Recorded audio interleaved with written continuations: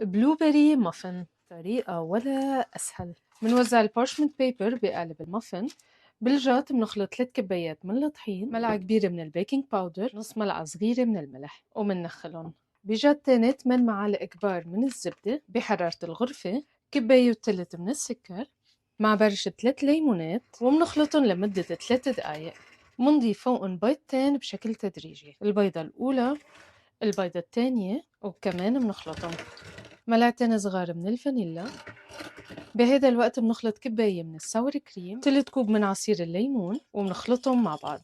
وبنخلط كوب ونص من البلو بيريز مع ملعقتين كبار من الطحين بهالشكل. بنضيف خليط الساور كريم، بنخلطهم. بنبلش نضيف الدراي انجريدينتس بشكل تدريجي. رح اضيف عليهم ملعقتين كبار من البوبي سيدز، بنخلطهم شوي. والخطوة الأخيرة البلو بيريز، بنقلبهم بالسباتشولا.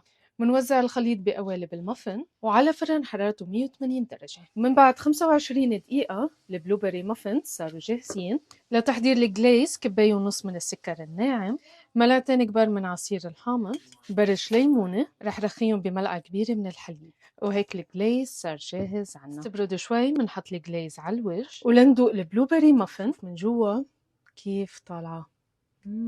ليكو ما أحلاها، رهيبة، بتعقد قد ما طلع طيبة. جربوها وصحتين.